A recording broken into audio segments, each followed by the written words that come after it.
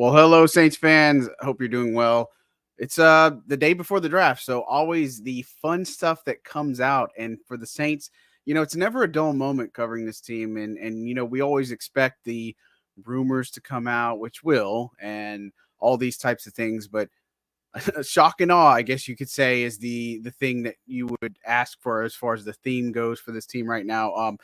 James Hurst is retired. He announced via his Instagram that he is hanging it up. And now the Saints have a lot of question marks. Now, this is a guy who started 51 games for the team. He played in 60 of them for New Orleans ever since coming over from Baltimore in 2020. And he just turned 32 in December. And so for New Orleans, this is a real big conundrum now because you already have Ryan Ramczyk, and we've talked about it on our show that his future is very much in question, even though the Saints maintain that they have time with him, but it's not moving in the right direction. Let's just put it that way. And with Trevor Penning, Mickey Loomis told us on Wednesday that they are excited about this notion, like the offensive line coaches, the new ones are very excited to work with Trevor. He's obviously been working really hard this offseason and making some progress and strides. And so I think, John Benton is probably the type of coach that Trevor Penning is going to need. But, the big thing now is you got 14, you got 45, you don't have a third round or a fourth round pick. And so now the Saints are either going to have to look at, what do you do with those two top picks? Do you go with another offensive lineman in addition to offensive tackle? Because I think at this point, you're looking at right tackle, right? I think Talise Fuaga is probably your guy.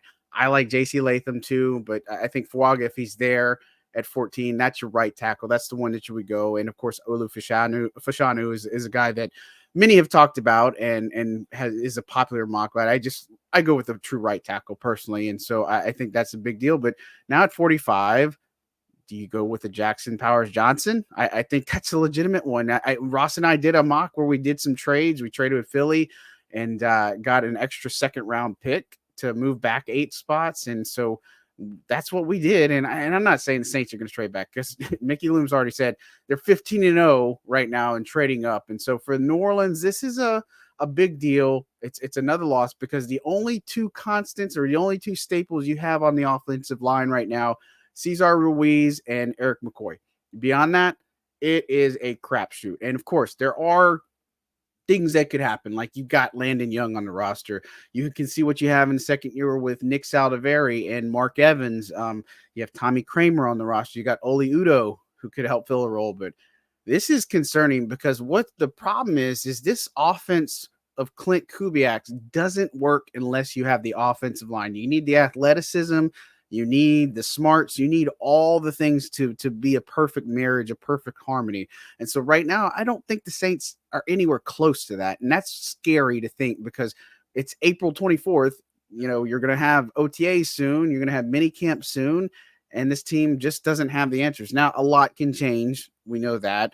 Free agency, like last year, they got a guy like Trey Turner late, as an addition. And of course, he didn't pan out because he got hurt. But there are some guys still out there, like you could get a Mekhi Becton or some other ones, or a Dalton Reisner is another one that you could get as a guard. That would make a lot of sense, especially given the ties to Kubiak. And this is a guy that could come in and legitimately start for you. So I think that's probably one to keep an eye on that, in my opinion, is he just wants a chance to start, maybe get some starting guard money. This would be something I'd look at too. But now for the Saints, you don't have a pick between 45 and 150. They're going to have to either work the phones and try to figure this thing out or, whatever the case may be. But Hurst is a guy that played left guard. He played left tackle. He was a plug and play type of player. And now the Saints are going to have to figure out how to deal with the loss of him. And so, Derek Carr told Jeff Duncan that, he was kind of contemplating this already a little bit. And so, it's unfortunate because, as you get older, you want to go put your body through this another year. I think that's a big thing. And, a guy like Jimmy Graham took the year off and came back. And then obviously, he was in good shape and such, but it's never a certain thing. And for the Saints, it's tough. It's another thing that they have to deal with, but it's a big thing. So James Hurst officially retires from the Saints. New Orleans going into tomorrow evening, we expect him to take an offensive tackle. Now I think it's almost assuredly offensive tackle, but now the argument is Do you also double down and get somebody at 45, maybe somebody else to help on the interior, or what is your thought process? So we'll see. That's going to do it for this quick episode. Don't forget to like and subscribe. Second and Saints, appreciate you guys' support. We'll talk at you very, very soon.